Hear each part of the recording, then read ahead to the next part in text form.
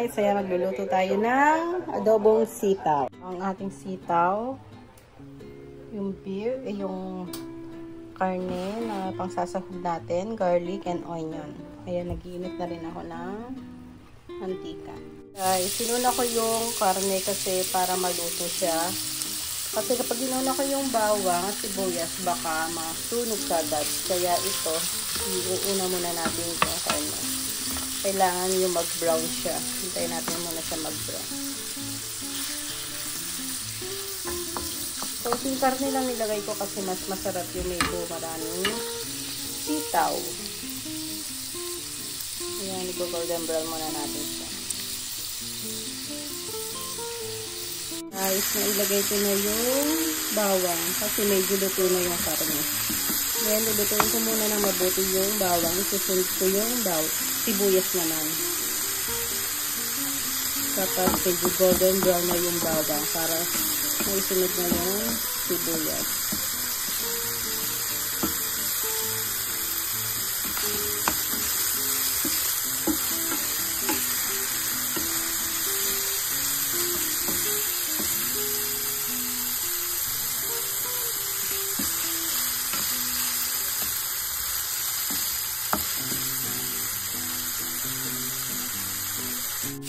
Nailagay ko na yung sibuyas.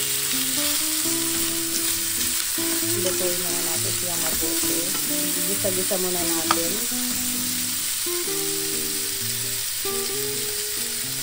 Guys, maglalagay ako ng konting magic sarap.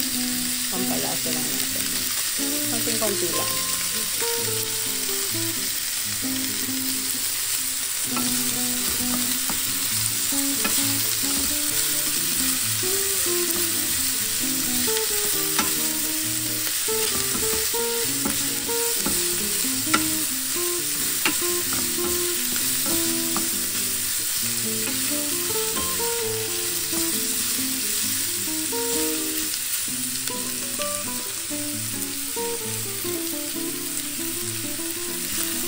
Konti lang nilagay ko ng mantika kasi lalabas naman yung sariling mantika nung karne.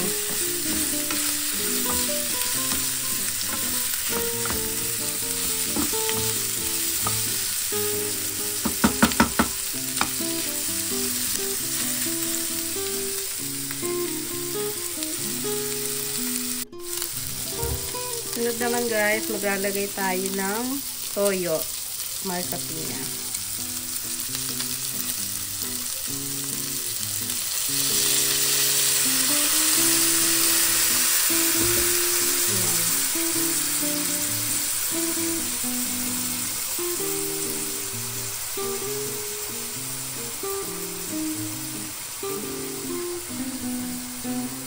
Then, haluin natin siya.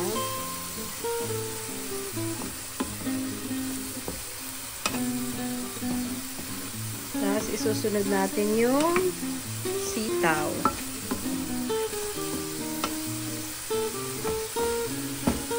Ilagay ko na yung sitaw. Then, haluin lang natin konti.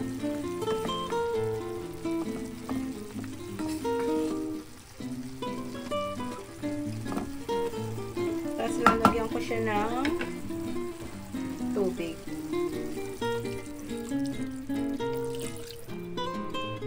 Hintayin natin siyang kumulo guys. Then, tatakpan muna natin. After 10 minutes, ayan, after 10 minutes, buksan na natin.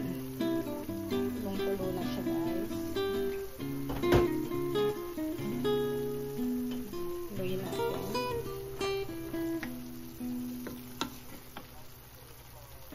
Malambot na medyo malambot na yung sitaw. Naglalagay pala ako sa adobo ng asukal. Pero depende naman sa inyo. Ako kasi gusto ko pagka-adobo, may konting asukal siya.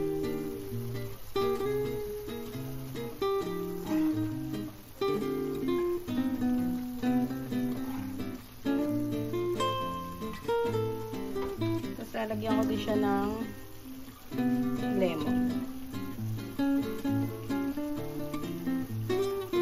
Konti lang. Yan, haluin lang natin.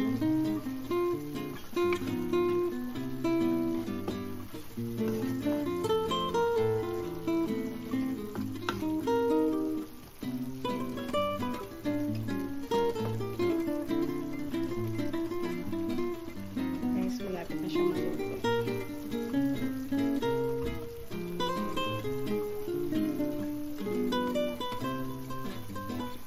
Kain lang natin lumambot pa yung sitaw.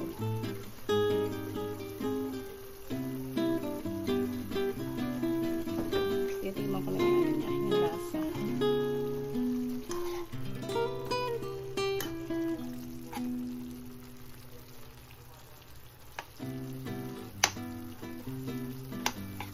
Yung iba kasi ayaw ng may asukal sa adobo.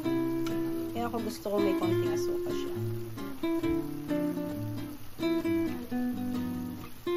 Tama na.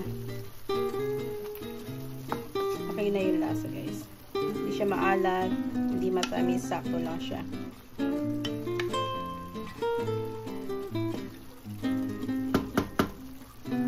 Takpan lang natin siya ulit.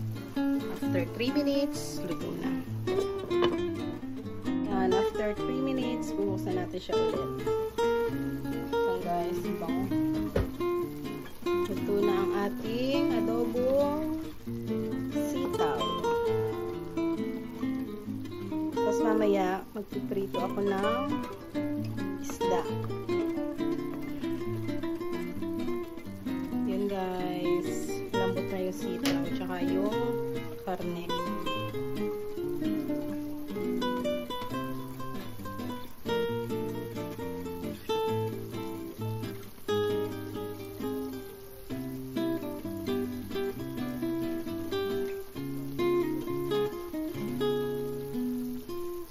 Thank you for watching. Bye!